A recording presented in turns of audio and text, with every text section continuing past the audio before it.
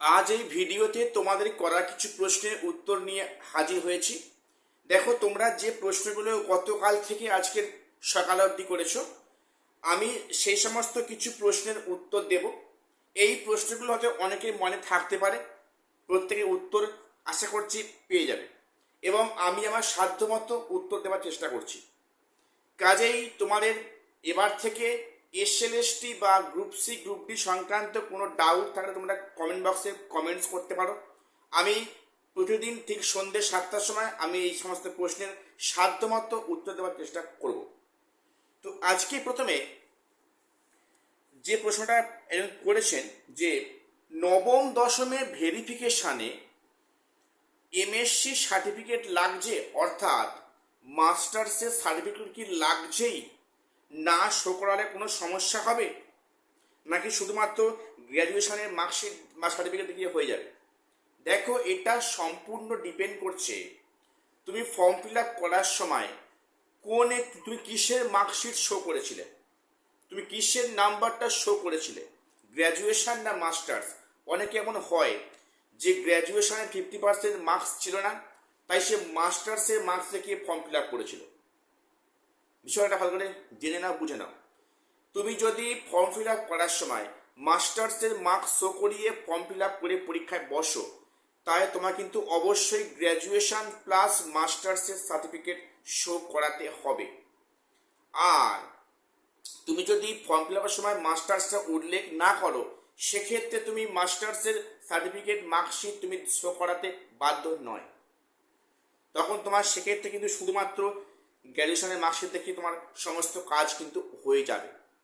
আশা করছি প্রত্যেকে বিষয়টা বুঝতে পারলে। আমাকে এটা আরও কয়েকদিন আগে কি প্রশ্ন করেছিলে, তবে সেই মুহূর্তে উত্তর দিতে পারিনি হয়তো।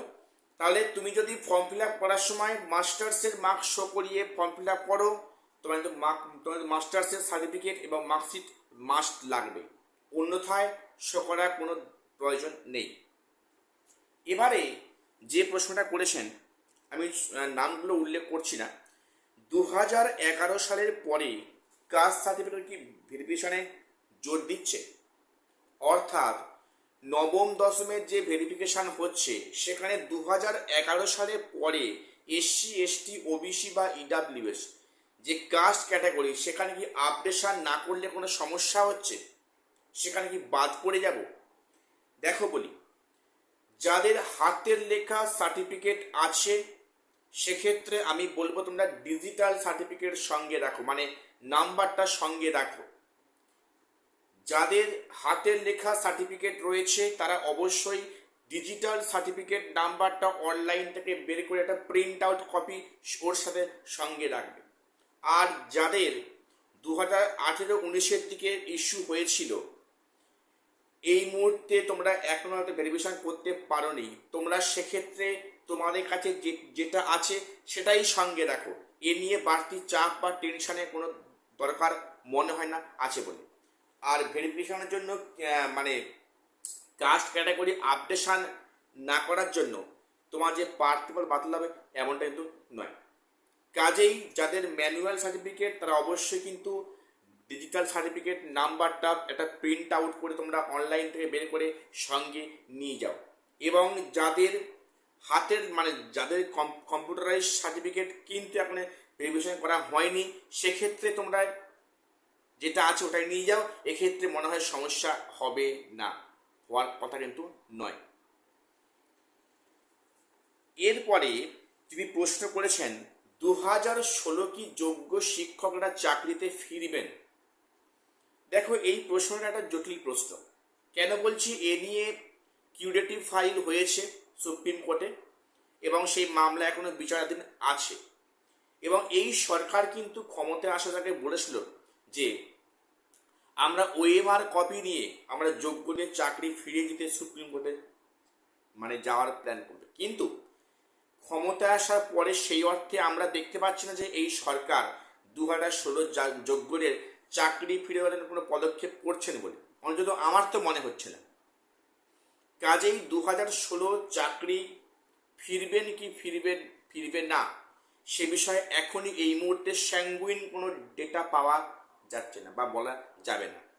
এটা কিউরেটিভ ফাইল হয়েছে, কিউরেটিভ মামলাটা কোর্টে অ্যাকসেপ্ট হয়েছে, এরপরে তো আগামীতে হিয়ারিংয়ের ডেট পড়েছে। তবে যেটুকু মানে তোমার একটা বাস্তব কথা বলছি, 2016 কিন্তু চাকরি ফেরার মানে চাকরি ফিরে পাওয়ার কিন্তু সম্ভাবনাটা মনে হয় খুবই কম। এটা 2016 চাকরি ফেরার সম্ভাবনাটা খুবই কম। এটা আমার নিজস্ব মত মনে প্রকাশ করলাম। আমার এটা ভুলও হতে পারে, এটা অবশ্যই একটা কোর্টের বিচারাধীন বিষয়, সেটা কোর্ট ঠিক করবে কি হবে না হবে। কিন্তু তবু বলছি যে যা বাস্তব পরিস্থিতি, তারপরে আমি গেস করছি যে 2016 যোগ্যরা চাকরি ফেরাতে মনে হয় সম্ভব হবে না। এটাই কঠোর বাস্তব কথা তোমাদের বললাম। এরপরে একজনের প্রশ্ন, এই প্রশ্নটা অনেকের আছে যে ইডাব্লিউএস সার্টিফিকেট 21/7/2025 পরে আমার ইস্যু হয়েছে, কিন্তু অ্যাপ্লিকেশান করেছিলাম 21/7/2025 আগে, তাহলে আমি কি ভেরিফিকেশনে বাদ পড়ে যাব? দেখো বলি, ইডাব্লিউএস নিয়ে অনেকে প্রশ্ন আছে, আমি একটা তোমাদের আলাদা ভিডিও শিগগিরই বানাবো ইডাব্লিউএস নিয়ে। এবং যিনি প্রশ্নটা করেছেন বা যে প্রশ্নটা করেছো যে 21/7/2025 পরে সার্টিফিকেটটা ইস্যু হয়েছে, ওখানে কিন্তু বিজ্ঞপ্তিতে বলা ছিল যে 21/7/2025 তাকে সার্টিফিকেটটা গ্র্যান্ড হবে। তো সেখানে সেক্ষেত্রে 21/7 আগে অ্যাপ্লিকেশন নাম্বার আছে, কোনো সমস্যা হবে কি? প্রথম বলি, 21/7 পরে যেটা ইস্যু হয়েছে ইডাব্লিউএস সার্টিফিকেট সঙ্গে রাখবে, পাশাপাশি যে তোমাদের অ্যাপ্লিকেশান নম্বরটা ছিল যেটা 21/7 আগে অ্যাপ্লাই করা যে ডেট দেওয়ার নাম্বারটা ছিল সেটা অবশ্যই সঙ্গে রাখবে।